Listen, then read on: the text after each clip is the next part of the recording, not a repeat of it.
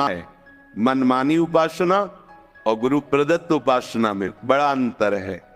जो गुरु नाम देता है वो शबीज होता है, वो जगा हुआ होता है। अगर आपके घर में लड्डू गोपाल हैं तो हमें उनकी सेवा किस तरह करनी चाहिए और इसके साथ ही हमें किस तरह साधु सत्कार करना चाहिए जिससे कि हमारी लड्डू गोपाल जी की सेवा फलीभूत हो सके, ये सब नियम और उपाय श्री गुरु जी ने इस प्रवचन में बताए हैं। तो इस सुंदर प्रवचन को ध्यान से सुने और इसका लाभ लेकर पुण्य के भागी बने। राधे राधे। अपने घर में प्रियालाल को विराजमान करो। बहुत सहज कर्म बंधन से मुक्त होने का उपाय है। भले आप गृहस्थ हैं, व्यापार नौकरी जो भी कार्य करते हैं, घर में प्रियालाल को विराजमान करो। पहले हृदय में बात बैठा लो, इस घर के मालिक प्रियालाल, मेरा परिवार, ये भाव हटाओ, ये प्रियालाल के सदस्य और मैं इन सदस्यों सहित प्रियालाल का सेवक। घर में प्रियालाल को विराजमान करने का मतलब है ठाकुर हुए प्रियालाल, स्वामी हुए प्रियालाल, हम सेवक और ये स्वामी के सदस्य। सीधा हमारा स्वामी सेवक का संबंध और परिवार के सदस्य प्रियालाल के जन है। इस भाव से उनकी सेवा के निमित्त से जो भी कर्म किए जा रहे हैं वो तो सेवा है ही, पर घर में भी सेवा पद्धति का विस्तार करें। सूर्योदय होने के पहले तक 4 बजे और सूर्योदय के बीच में यदि आप यहां विराजमान हैं और आपकी श्री जी वहां विराजमान घर में, तो यही मंगला का चिंतन करो। श्री जी 10-20 नहीं, या भावना की, और फिर जब यहां से गए तो उनको मंगला उत्थापन किया, थोड़ा पद गायन किया, फिर स्नान आदि, फिर श्रृंगार आदि। कुछ समय बीच का ऐसा अवसर निकालो अपनी श्री जी की सेवा का भी, जो अपने घर में, यहाँ वृंदावन धाम में यहाँ बैठे हो परम सेवा 8 पहर हो रही, पर जो अपने अपने घरों में विराजमान किए दूर देशों में भी है, उनको यही पद्धति अपनानी है जैसे अपने लोग करते हैं। चलो इतना विशाल न करके तो सूक्ष्म कुछ मिनट में श्री जी की मंगला कर लिया, 1-2 पद सुना दीजिए। आज तिराजत दंपति घोर नंद के लाल हरियो मन मोर, आज प्रभात लता मंदिर में आज तो जुवती। ऐसे ये प्रातः कालीन सुरत प्रेम के रस भरे पद हैं, इनको सुनाए। फिर श्री जी को स्नान कराइए, जिससे नाम सेवा है, स्नान कराइए और सुंदर सुंदर चंदन घर्षण करके श्री जी की पत्रावली कीजिए। श्री जी को भोग पवाइए, श्री जी को तांबूल पवाइए। भोग लगा रहे, थोड़ी देर पंखा लेकर के ऐसे झल रहे, ऐसे दिनचर्या। जब श्री जी को शयन कराए उनके चरण दाप रहे। अगर 4 फूलों की व्यवस्था हो जाए तो ऐसे फूलों की पंखुड़ियां बिछा दी, नाम को विराजमान कर दिया, भावना किया, प्रिया प्रीतम शयन करे, उनके चरण चाप रहे। हम अपने घर में जब लाडली जी को स्वामी मान लेंगे तो जितने भी कर्म हो रहे हैं वो सब उनके निमित्त से माने जाएंगे। सेवा, व्यापार, नौकरी, कर्म बंधन से मुक्त होने का सहज उपाय। अपने घर में जो ठाकुर विराजमान है उनको मालिक मानिए। अगर आप नौकरी करते हैं तो महीने में जो पेमेंट आती है वो पहले उनके सामने रखिए, ये महीने भर की सेवा का।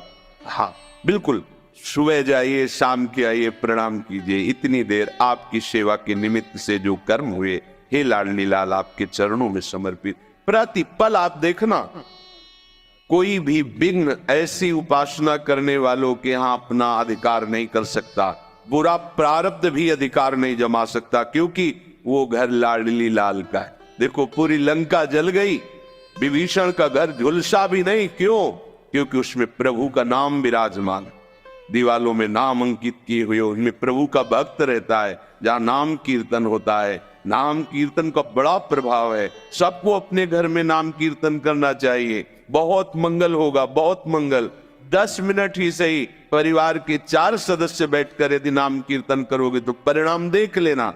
हमारे जो वो कर्म हमें नष्ट करने के लिए तैयार बैठे हैं, उनको नाम कीर्तन रूपी महान कर्म नष्ट कर देगा। इसमें बहुत सूक्ष्मता से देखा जाता है। जैसे गृहस्थ में अतिथि सत्कार, साधु सत्कार की बड़ी महिमा है, करना ही चाहिए। यदि आप गृहस्थ हैं, आपके घर के दरवाजे पर कोई भिक्षुक आता है तो आप उसकी अवहेलना नहीं कर सकते। ए चल, ऐसा नहीं। अगर ऐसा किया तो उसके जितने दुष्कृत है वो सब वही छूट जाएंगे। शास्त्रीय सिद्धांत है मृदु वचन बोले, राधे श्याम, कहिए क्या आज्ञा है। अब वो जो मांग रहा है, अगर आपके पास सामर्थ्य तो दे दीजिए, नहीं दैन्य होकर उत्तर दीजिए, राधे श्याम हमारी सामर्थ्य नहीं है, आप पधारिए, आगे कहीं मांग लीजिए।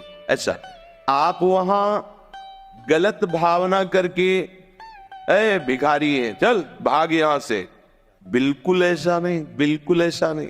गृहस्थ धर्म में सबसे बड़ी सावधानी अतिथि सत्कार है। कोई भी, भले कोई पाखंडी आया है, आप दरवाजा मत खोलिए, पर बाहर से राधे श्याम, वो कुछ भी बोल रहा है, हाँ हम तुम्हें 2 रोटी दे सकते हैं, अगर आप नहीं तो हमारे पास आगे धन की व्यवस्था या और जो आप मांग कर रहे हैं हम नहीं दे पाएंगे, आप जल पी लीजिए, आप रोटी ले लीजिए। वो भी घर में जब कोई पुरुष सदस्य हो तो गेट खोलिए, नहीं तो ऐसी व्यवस्था रखिए कि गेट के अंदर से ही दे दीजिए। सावधानी, समय का जैसा स्वरूप होता है वैसी ही मर्यादा कर रखनी चाहिए। दूसरी बात, जैसे कोई संत आया है, आप जिसका परिचय भी जानते हैं, आप आदर पूर्वक उससे बैठाला, मृदु शब्दों का प्रयोग किया और 4 लोगों को बताते कि हमारे घर में संत आते हैं तो हम ऐसा ऐसा ऐसा करते हैं, उससे आपके अभिमान को सुख मिलता है। अब ये कर्म कल्याणकारक नहीं रहा, ये बंधनकारक बन गया। ध्यान दीजिए, जो हम 4 लोगों से कहकर बड़ाई पाने की इच्छा से अपने कर्मों को प्रकाशित करते हैं, तो बड़ा सात्विक कर्म किया हुआ भी वो बंधनकारक बन जाता है और प्राय अहंकार पचने नहीं देता। हम वृंदावन में गए थे, इतने का भोग लगाया था, इतना बिहारी जी को भोग लगाया, इतने संतों को पवाया, ऐसा किया वैसा, ये अहंकार का पोषण हो रहा है। अब वही कर्म तुम्हारे बंधन, शुभ बंधन जैसे अशुभ बंधन, ऐसे शुभ बंधन कारक बन गया। तो इसमें जो सम्मान की, स्वार्थ की, अहंकार की भावना से कर्म किया जाता है वो यज्ञार्थ कर्म नहीं होता, चाहे जितना बड़ा कर्म हो। आपके पास जो भी सामग्री हुई भगवत प्रदत्त है, भगवान कह रहे यदि तुमने उस सामग्री में हिस्सा नहीं लगाया तो यो भुंगते स्तेन एव शाह, वो चोर है, उसे मैं दंड देता हूं। ये मत समझो कि तुम्हें जो सामग्री मिली केवल आपकी ही है। जब रसोई में अन्न बनता, 1 रोटी पहले गौग्रास बनती थी, अब कुत्ता ग्रास बनता होगा, गौ ग्रास तो बनता नहीं। कैसे, गौ है ही नहीं तो ग्रास कहां पाओगे, कहां गौ है। कैसा कलयुग का, जहां गाय मूत्र त्याग करती थी वो तीर्थों के समान पवित्र स्थान हो जाता था। गौ में धर्म वास करता है। पहला ग्रास जो थाली प्रभु को गई, इसके बाद पहली रोटी गौ के लिए निकाली। 1 रोटी लेकर के हमने देखा है, छत में जाकर तोड़ करके डाल दिया कौवा चिड़िया आदि के लिए। फिर वो दरवाजे पर निकल कर खड़े हुए, फिर कोई अतिथि, कोई संत महात्मा, ऐसा 1 मिनट इंतजार, प्रत्येक दिन ऐसा करना।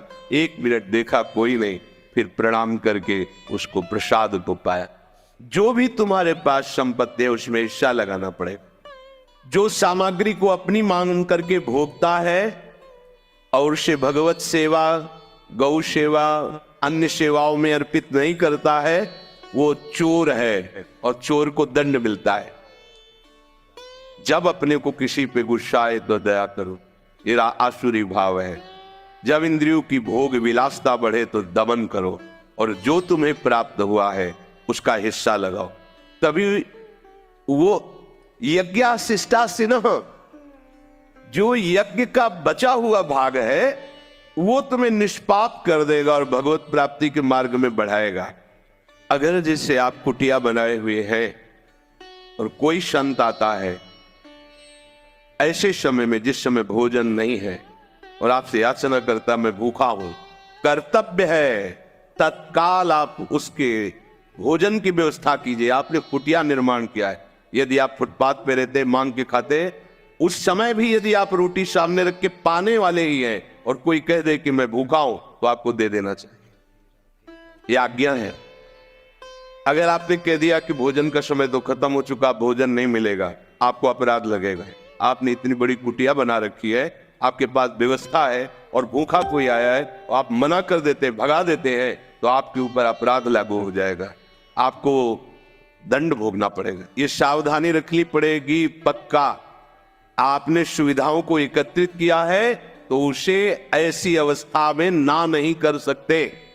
वैसे जैसे सब संत सेवाई चल रही, आपका प्रसाद पाया, पवाना शुरू हुआ, आप बाहर निकल के खड़े, कोई खड़ा है कि मुझे भोजन मिल जाएगा क्या, परिचय जानने की जरूरत नहीं, हाथ जोड़िए, मानसिक प्रणाम कीजिए या पंचांग प्रणाम कीजिए, बैठा लिए और उसे छक के भोजन पाए। अगर आप ऐसा विधान नहीं रखते तो आप पाने का अधिकार नहीं रखते। पक्का समझ लीजिए, इसमें कभी भी त्रुटि नहीं होनी चाहिए, चाहे वो गृहस्थ हो चाहे विरक्त हो। जो विरक्त कुटिया बना सकता है उसके पास संग्रह है। अगर अन्न का संग्रह, अर्थ का संग्रह है तो प्राप्त सेवा का तिरस्कार करना अपराध माना जाएगा। उसमें ये नहीं चलेगा तो आप लेट हुए, नहीं, पुनः रसोई निर्माण करो और 4 रोटी बनाकर श्री जी को अर्पित करके उसको पवाओ, तभी इस सुविधा का सदुपयोग माना जाएगा। रसोई केवल प्रभु के लिए बन रही है, ये भावना करो। अपने लिए रसोई नहीं बनती। वो पाप खा रहा है और वो दुर्गति को भोगेगा क्योंकि तुम्हारा अधिकार नहीं। तुम सोचते हो मैंने कमाया है, उसमें हिस्सा है। यज्ञ शेष का जो प्रसाद पाते हैं वो संपूर्ण पापों से मुक्त हो जाते हैं, परंतु जो केवल अपने लिए पकाता है, अपने लिए सब कर्म करता है, वो पापी लोग पाप का भक्षण करते हैं। पूज्य श्री गुरु जी का ये प्रवचन सभी प्रभु भक्तों के लिए बहुत लाभकारी है। उम्मीद है आप भी इन बातों को अपने जीवन में उतारेंगे और इसका शुभ फल प्राप्त करेंगे। श्री गुरु जी के इस प्रवचन से हुए अनुभव को आप चाहें